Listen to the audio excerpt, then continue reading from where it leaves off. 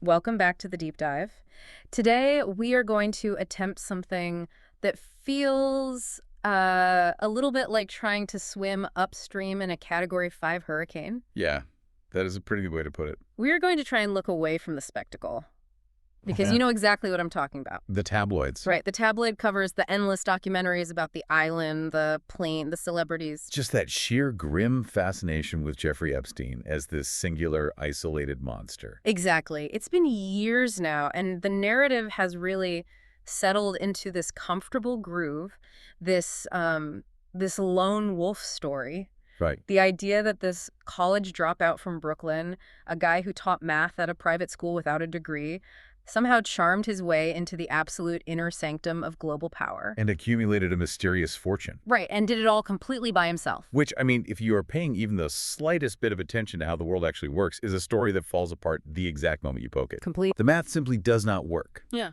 You don't just stumble into billions of dollars in friendships with Prince Andrew and Bill Gates just by being a charming con man. You just don't. And that is why today we are doing a hard pivot. We are taking a massive stack of research. Specifically, we are relying on the incredibly dense, almost overwhelming reporting of investigative journalist Whitney Webb. Her work is incredibly meticulous. It really is. And using her reporting, we are looking at the man standing behind the man. We are talking about Leslie Wexner. This is often called the head of the snake theory. And I think it's a really necessary correction to the history we're being fed. Yeah, I agree. Because if you look at the recent events, specifically the deposition of Leslie Wexner that finally came to light, you start to see the cracks in that lone wolf official story. You see the machinery. Exactly. You see the actual machinery that allowed Epstein to exist in the first place. So let's start right there with the deposition. Because when I say congressional hearing or deposition involving a billionaire, I have a very specific image in my head. We all do. Right, like I'm picturing Capitol Hill. I'm picturing a wood-paneled room, bright lights, a row of aggressive people in suits, cameras, shuddering like crazy. Grandstanding politicians yelling at a CEO to get a soundbite for the evening news. Exactly. It's a public spectacle, a complete circus. Right. And that's how it works for most people. Yeah. Even really powerful people. I mean, think about Mark Zuckerberg or the CEO of TikTok. Yeah, they get dragged in. You get a subpoena, you drag yourself to D.C., you sit in the hot seat, and you face the music. Yeah. But that is emphatically not what happened with Leslie Wexner. No, it was the exact opposite. Congress actually flew to him. They literally went to Ohio. To his private estate. Behind closed doors, there was no public testimony, no live stream. And crucially, according to the reports we have from Webbrowder, no Republicans even attended in person to grill him. It was a quiet, polite, almost cozy affair. Cozy is the perfect word. Yeah. And the footage that has trickled out, I watched some of these clips, and it is astonishing. It really is. You see a man who is arguably one of the most powerful billionaires in American history. We are talking about the man who built an absolute empire. Victoria's Secret. The limited Abercrombie and Fitch. He literally shaped the American mall. And he's sitting there looking at his fingernails, essentially playing the role of a confused, senile grandfather. The naive billionaire defense. Yes! I was practically shouting at my screen.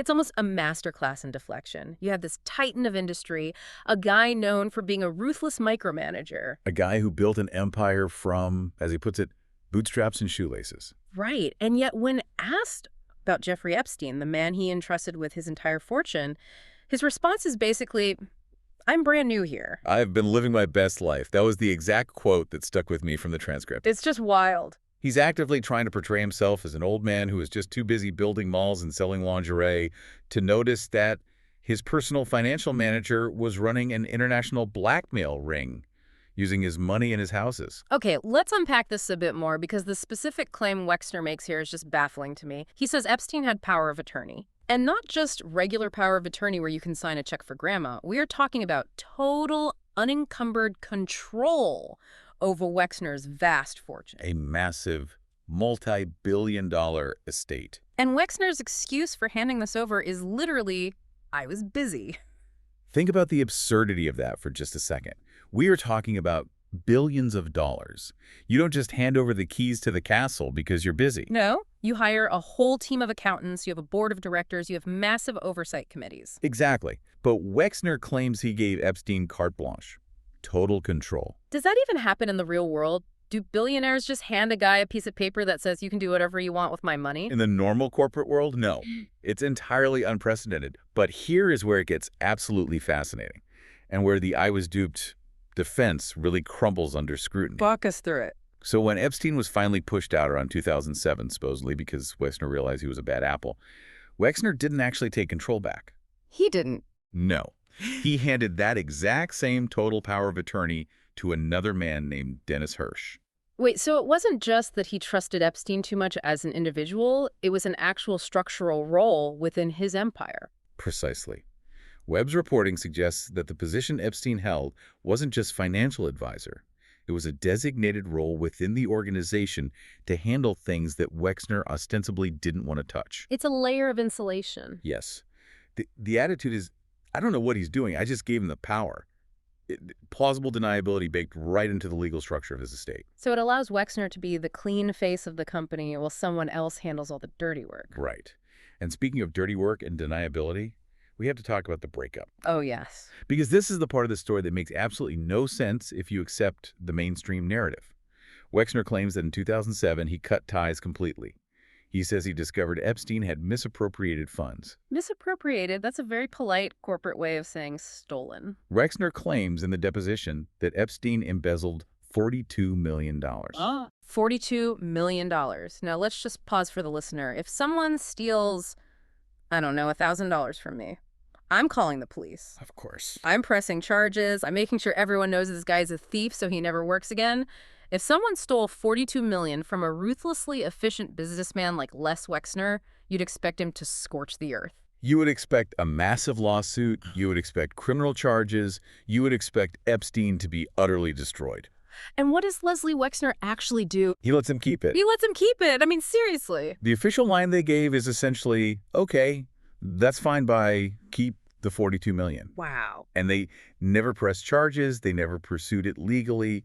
Wexner just walked away from $42 million. So what does this actually mean? Because to me, if you let someone walk away with $42 million of your money and you don't say a single word that doesn't sound like theft, No. that sounds like a severance package or a payout. Sounds like hush money. Mm-hmm. Or perhaps more accurately, it sounds like settling accounts. Settling accounts, yeah. If Epstein was simply an employee who went rogue, he would be in jail for embezzlement. But if Epstein was a partner or even a handler, then that money is just part of the deal. It suggests that Wexner literally couldn't press charges. Right, because if he dragged Epstein into court over that money, Epstein would have to testify under oath. And if Epstein testified, he might start talking about what that money was actually used for. And that leads us to the terrifying thought, what was the money used for? Because doing this deep dive reading through Webb's reporting, the door we just opened leads into some very dark hallways. Very dark. She argues that Wexner isn't just a retail genius who got duped. She argues he is the main source of funds for an operation that links organized crime intelligence agencies and financial elites. We have to follow the money. And when you follow Wexner's money, you don't just end up at the mall buying pink sweatpants. You end up at the scene of unsolved murders and international smuggling rings. Okay, let's talk about the mob ties, because this was completely new to me. I think of Victoria's Secret. I think of angels, runways, pop music. I do not think of the Columbus Police Department covering up mafia hits. It's a very jarring juxtaposition. Mm. But Webb highlights a history in Columbus, Ohio, where Wexner is based, that is incredibly disturbing. Okay. She details the rise of the limited in the 1980s and specifically points to the murder of Arthur Shapiro. Arthur Shapiro, he was a lawyer for the Limited, right? Wexner's company. Correct. This was in 1985. Shapiro was a tax attorney for Wexner's empire, and he was found murdered, shot to death. Just shot in the street. Yes. It was officially an unsolved homicide. Mm. But reports from the time, specifically documents produced by the Columbus Police Department that were later buried, linked the circumstances of his death directly to Wexner associates and organized crime figures. But hold on, you're saying the police actually knew there was a link? The initial investigation absolutely pointed that way. Shapiro was reportedly ready to cooperate with a grand jury investigation into massive financial irregularities at the Limited. So he was going to flip. And then, conveniently, he ends up dead. And yet nothing happened to Wexner. No indictment, no massive FBI raid. Nothing happened. Webb asserts that the local police effectively protected him. You really have to understand the power dynamic in Columbus. Wexner isn't just a rich guy. He is the economy. He built the city, basically. He's the biggest donor. He funds everything. The influence he wields locally allowed him to operate with what Webb calls total impunity since the 80s. The investigation stalled, files mysteriously went missing, and the robbery gone wrong theory became the comfortable lie everyone accepted. But it gets bigger than just local corruption in Ohio. Yes. This is where we get into Chinagate. And Right. honestly, reading this part of the source material, I felt like I needed a massive flowchart to keep up. It is incredibly complex. Walk us through this. How do we get from a lingerie company in Ohio to China to the CIA? Okay, to understand this, you have to look at the logistics of how things move. We need to talk about Southern Air Transport.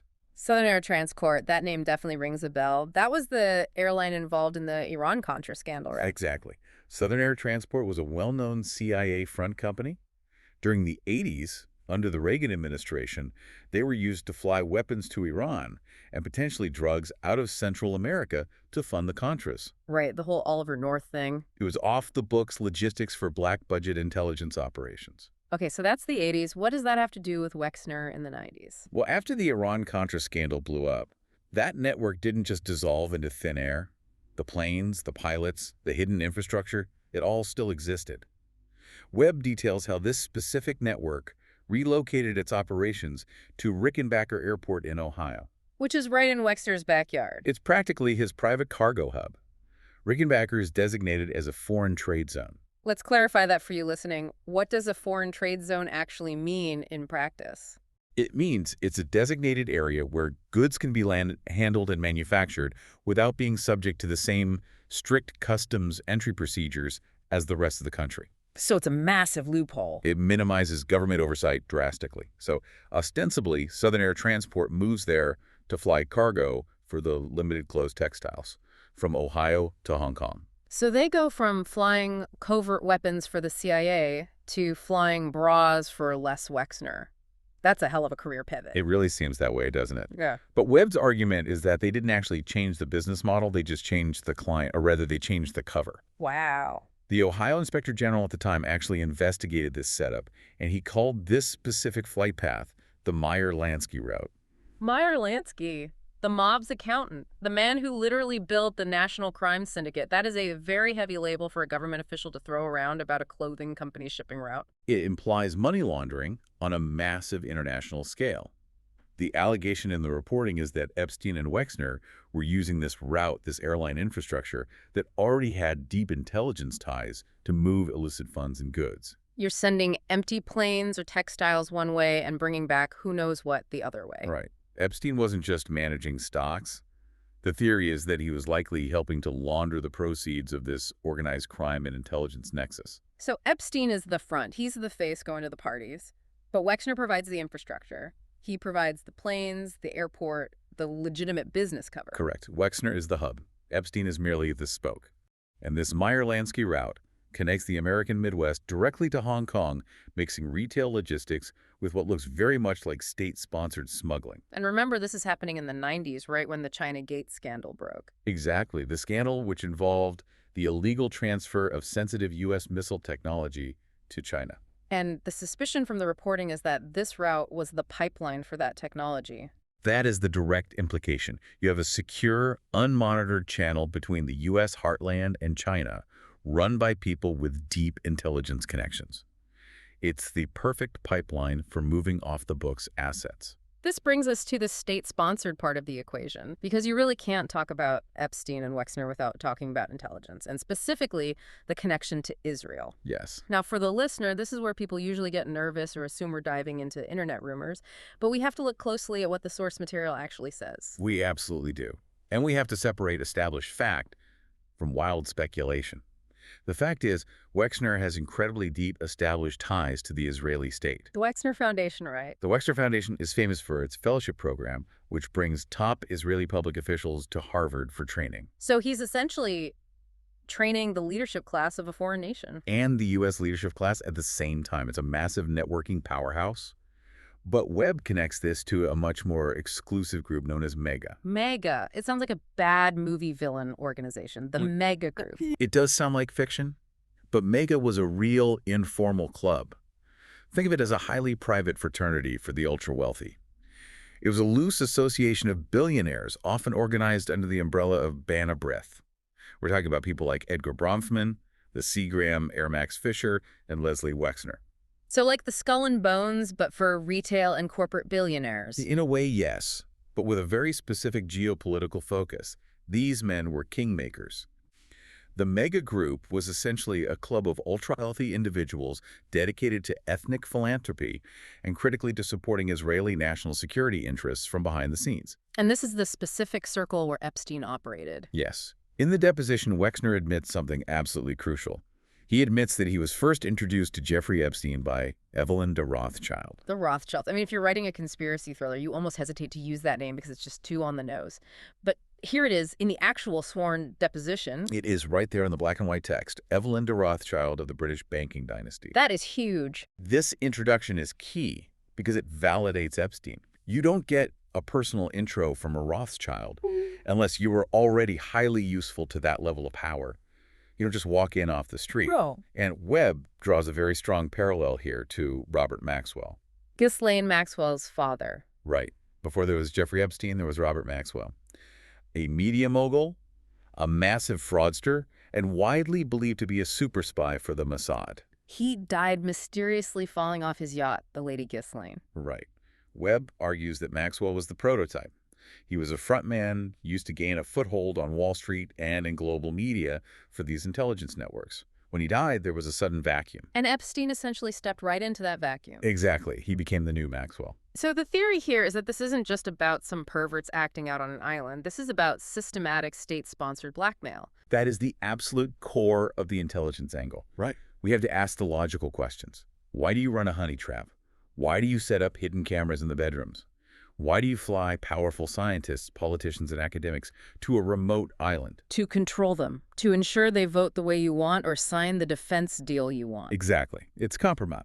Webb points out that Israeli intelligence, and let's be entirely fair here, the CIA, the KGB, MI6, they all do this. They have a very long documented history of this. Using sex for blackmail. Robert Maxwell himself was allegedly filmed by Israeli intelligence having sex with women to ensure his continued loyalty. If they do it to their own assets, they certainly do it to foreign targets. Epstein's operation wasn't just a sick sexual appetite, it was an industrial-scale blackmail factory. But, and here's where it gets really, really interesting, Webb argues that the blackmail factory has evolved. We are all fixated on the hidden cameras in the bedrooms on Little St. James. Right, the physical tapes. But that is analog blackmail. That is 20th century blackmail. We are now deep in the 21st century. And the new oil isn't videotapes, it's data. Let's talk about Palantir and Carbine, because this is the part of the deep dive that actually genuinely scared me. The rest is dark history, but this is happening right now. It should scare you. This is where the story moves from a sordid crime drama to dystopian sci-fi. Webb highlights a company called Carbine. It used to be called Reporty. It's an emergency response platform. Basically, it handles 911 calls. Which sounds benevolent enough, right?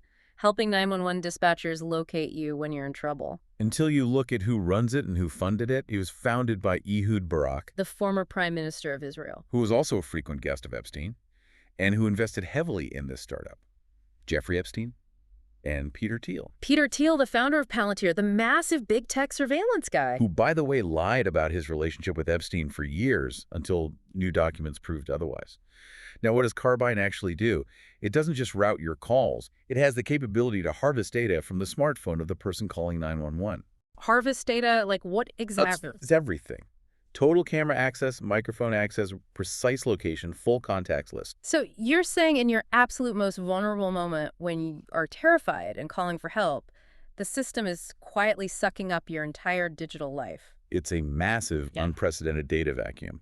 And Webb links this directly to the concept of pre-crime. This is what Palantir is famous for, using massive data sets to predict human behavior before it happens.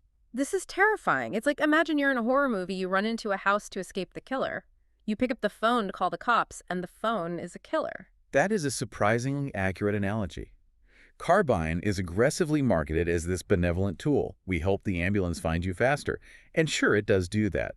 But the hidden cost is that it opens a backdoor into your life that never, ever closes. Wow. If you have enough data on a person, their exact location history, their purchases, their midnight calls, their contacts, you don't need a grainy video of them doing something illegal in a hotel room to control them. You already know everything about them. You know their deepest secrets before they even act on them. This is what she calls the data trap. Exactly.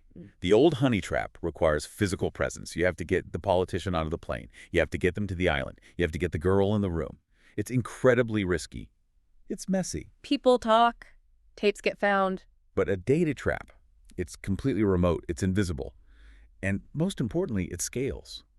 You can blackmail an entire state legislature without ever once meeting them in person. And Webb's argument is that the network behind Epstein, this fusion of intelligence and high finance, shifted from the physical blackmail of the 90s and early 2000s to this massive digital surveillance grid. Yes. Epstein investing in Carbine wasn't just a side hobby to make a few bucks. It was the intentional evolution of the blackmail business model. And Peter Thiel's involvement suggests that this structure is deeply embedded in the U.S. tech sector as well. It's not just a foreign intelligence operation, it's a transnational one. Which perfectly brings us to the politics of it all. Because if you spend 5 minutes on social media, you see the Epstein list used constantly as a political weapon. Always. The right screams about Clinton, the left screams about Trump. Everyone wants their team to be innocent and the other team to be the guilty ones. Now, for you listening, we are going to look at both sides here neutrally, based strictly on what the source material reports. We aren't endorsing any political view. We're just following the money and the logs. And if you are only looking at one side, you are missing the point. Or rather, you are seeing only half the picture. Webb calls this the uniparty. Let's look at the Clinton side first, because the numbers there are staggering. 17 confirmed visits to the White House by Jeffrey Epstein. And the visitor logs show some truly bizarre entries. Some logs literally list Donald Duck as the visitor. Donald Duck. You're joking. I wish I was. It's written in the official logs, which is almost certainly a pseudonym for a highly protected VIP who didn't want their real name on the official record. You don't sign in to the White House as a cartoon character unless the Secret Service is fully in on the joke. Exactly. And then there is Mark Middleton. This story, I had to read this section twice because it sounds like a wild internet conspiracy theory, but these are the documented facts. Mark Middleton was the Clinton aide who signed Epstein into the White House for most of those visits, right? He was the official gatekeeper, yes. And he was found dead. Found dead on a ranch in Arkansas, hung from a tree with an extension cord. Okay, tragic suicide. But here is the detail that keeps me up at night. He also had a shotgun wound to the chest. Wait, stop.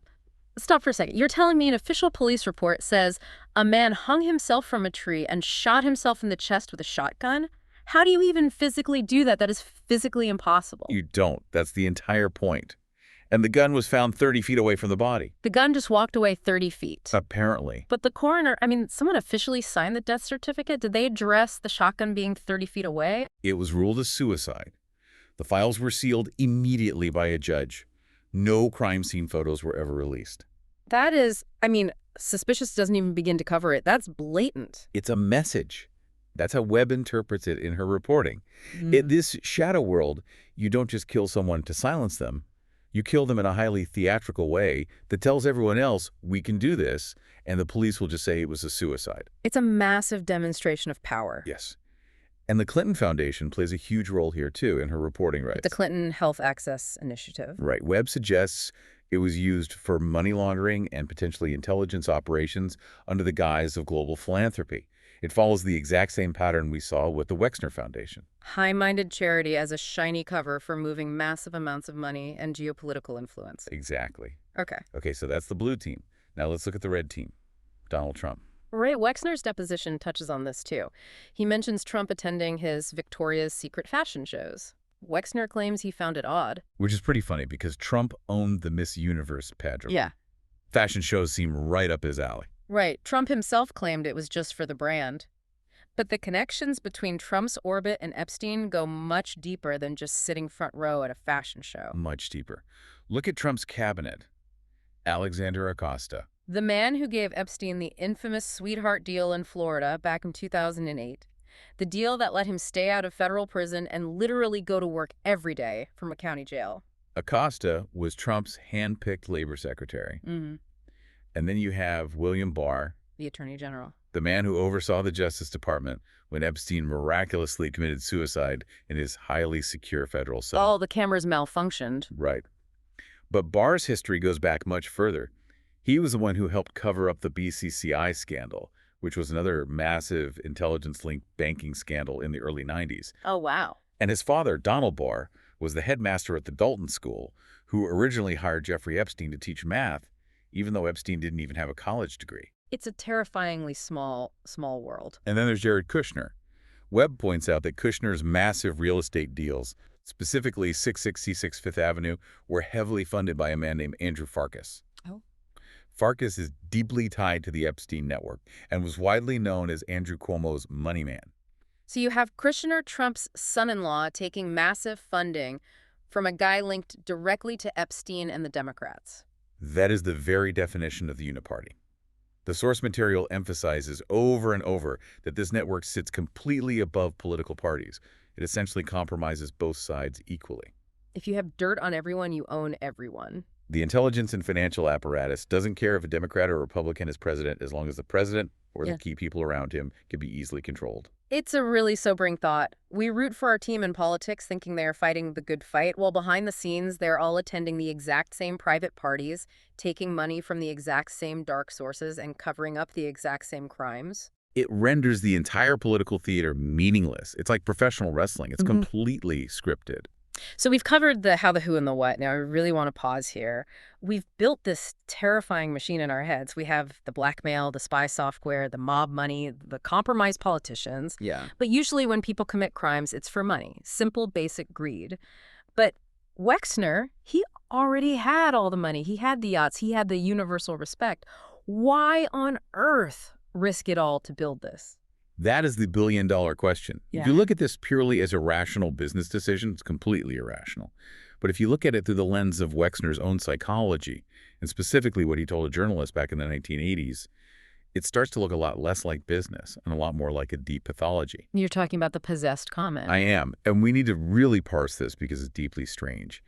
In an interview, Wexner described his intense drive not as ambition, but as being possessed by a D-buck. A D-buck. That's from Jewish folklore, right? Yes. In traditional folklore, a D-buck is a malicious spirit, usually the dislocated soul of a dead person that possesses a living person. Wexner openly claimed this D-buck drives him to accumulate endless power and control. He used that exact word. He did. He described it as a dark force that pushed him to expand, to conquer, to simply never be satisfied no matter how much he had. That is chilling. It sounds like he's describing a literal addiction. It's entirely pathological. It frames his empire building not as a rational pursuit of wealth, but as a compulsion, a spiritual hunger for total dominance. And when you combine a pathological need for total control with the tools of modern surveillance, Carbine, Palantir, you have a very dangerous recipe. And it fits perfectly with the concept of the trans-ideological corporation that Webb discusses. Yes, Samuel Pizar's concept. Pizar was the lawyer for Robert Maxwell and a close confidant of this inner circle. He wrote extensively about corporations that would eventually supersede nation-states. They would be bigger and more powerful than governments. They would operate across global borders without any democratic accountability whatsoever. And in a way, that's exactly what this Epstein-Wexner network achieved. They operated completely above the law. The Columbus police couldn't touch them. The FBI looked the other way for decades. Presidents welcomed them with open arms. Until the spotlight finally got too bright. Which brings us to the cleanup operation. Epstein is dead. Maxwell is in jail, though, let's be honest, she kept her mouth firmly shut. She didn't name any of the real names. But Wexner... Wexner is in Ohio, living his best life. Why does he survive? Why does the head of the snake get to just retire to the country? Because Epstein was the fall guy. Epstein was always the middleman. He was entirely expendable. He was the visible interface for the operation. But Wexner, he is the hub. He is the critical connection to the megabanks, to the intelligence agencies, to the mega group. He's quite literally too big to fail. He is a structural pillar of this shadow world. Yeah. You can easily remove a spoke like Epstein, but if you remove the hub, the whole wheel collapses. And there are too many powerful people who need that wheel. People in Washington and Tel Aviv on Wall Street who simply cannot afford for that wheel to collapse. So they flew to his house. They asked him polite, quiet questions. They let him say, I don't know, and I was duped.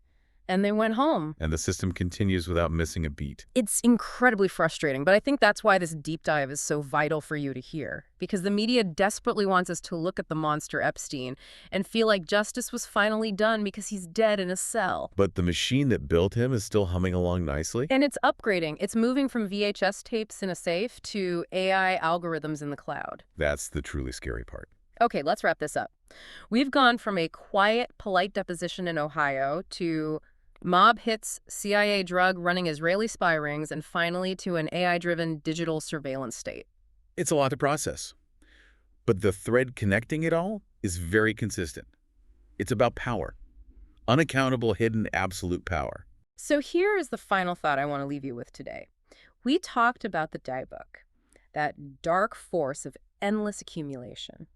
And we talked about Palantir and Carbine systems explicitly designed to predict and control human behavior. The terrifying convergence of ancient greed and futuristic control. Exactly. If these figures, these self-described possessed billionaires, view the rest of us not as human beings, but merely as data points to be harvested, predicted, and controlled, what does that mean for your personal freedom? It changes everything.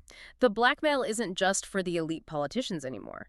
With this new tech, the target is potentially everyone. If they can perfectly predict your behavior, they can control your behavior. And if they can control your behavior, are you actually free? It's the ultimate invisible control grid. We are all walking right into it, willingly carrying our tracking devices in our pockets every single day. Something to think about the next time you blindly unlock your phone. Don't stop asking questions. Don't stop following the money. Thanks for taking this deep dive with us.